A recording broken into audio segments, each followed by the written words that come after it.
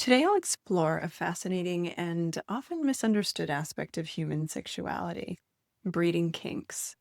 These are fantasies or erotic interests centered around the idea of conception, impregnation, or being bred. But before I go any further, let me clarify. This is not a lecture about the desire to have children. Instead, I'm talking about the psychological, emotional, and sometimes even primal elements that make the idea of breeding so arousing for some folks.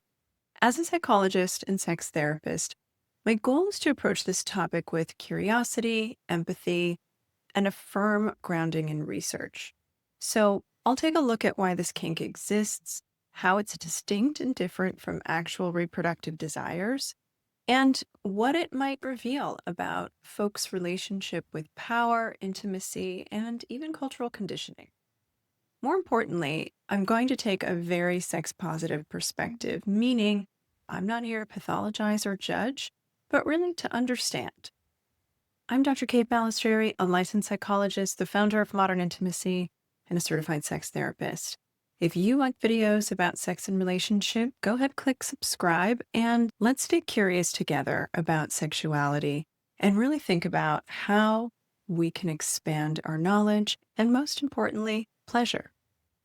So, first things first, what exactly is a breeding kink? I'll start with a clear definition. A breeding kink is a sexual interest in the concept of impregnation or being impregnated, often in the absence of any real desire for pregnancy or parenthood. This kink can take many forms: verbal role play, where partners might say things like, "I'm going to put a baby in you," or "breed me."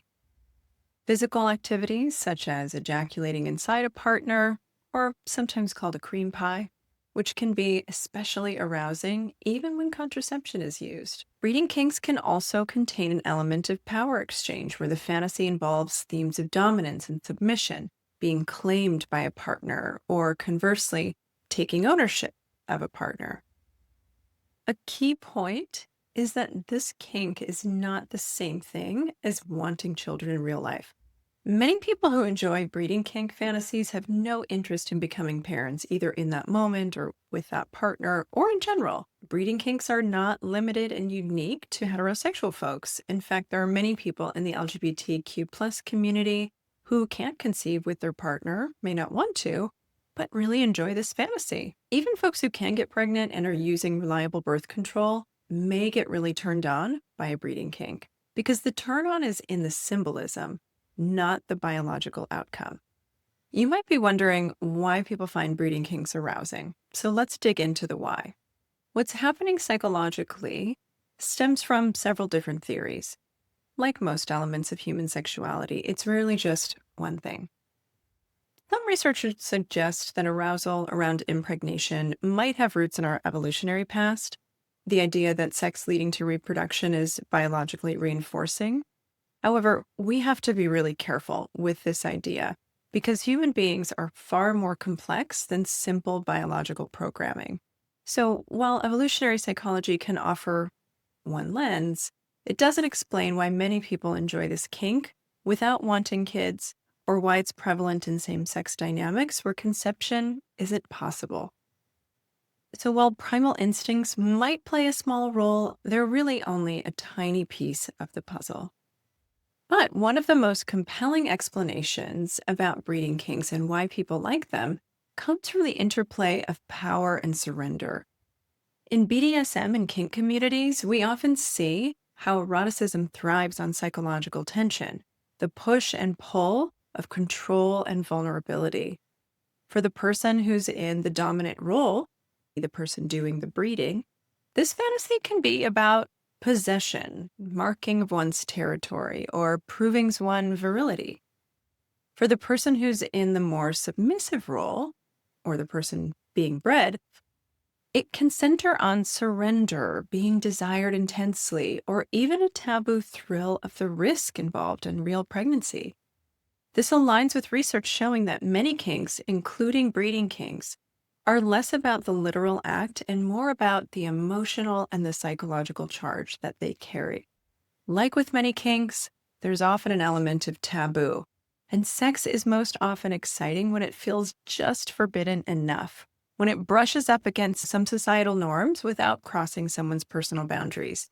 So for some people, the idea of becoming pregnant carries a thrill because it's culturally loaded, especially right now, politically. We're taught that pregnancy is a serious outcome of sex, so playing with the idea, safely and consensually, of course, can create a delicious sense of transgression. This is similar to why some folks enjoy role play around forbidden scenarios like affairs or seduction. And finally, for many folks, breeding kink is deeply tied to intimacy. The fantasy of creating life with someone can symbolize the ultimate closeness, body and soul. There's something raw, unfiltered about it. Exchanging fluids, the idea of being marked by a partner, or the symbolism of two people merging in the most primal way possible.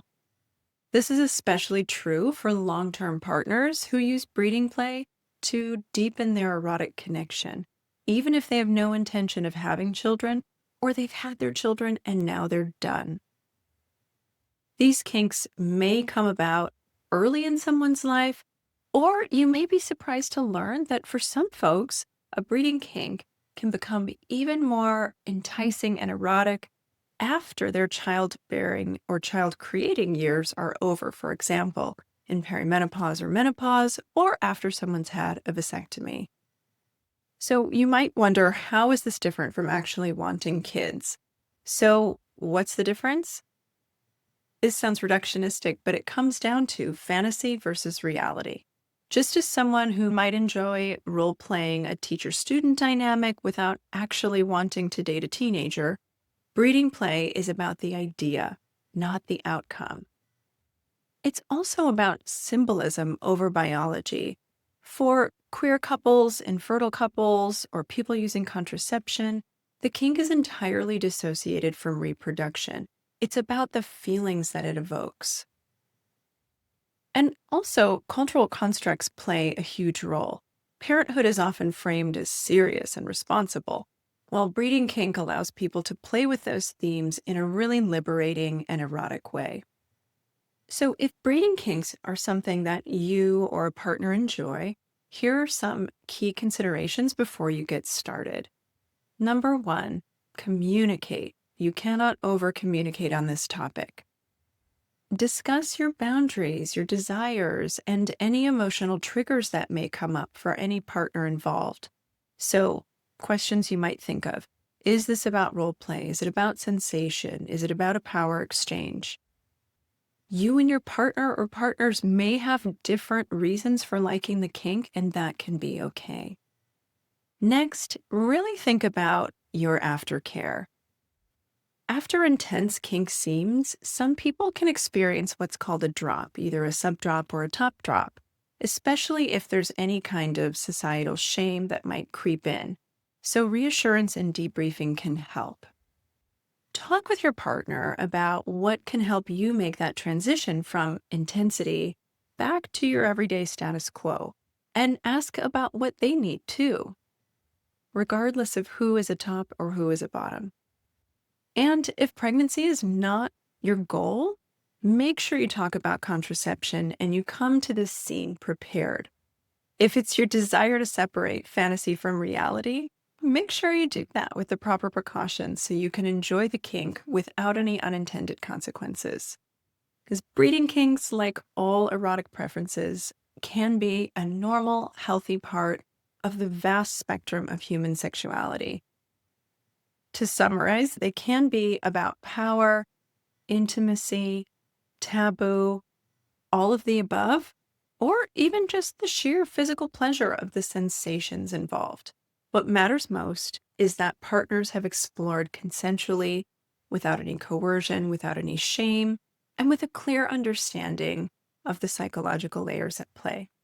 So if this video was helpful for you, feel free to give it a like, give it a share, subscribe to this channel, and stick around for more video content about sex and relationships here at Modern Intimacy.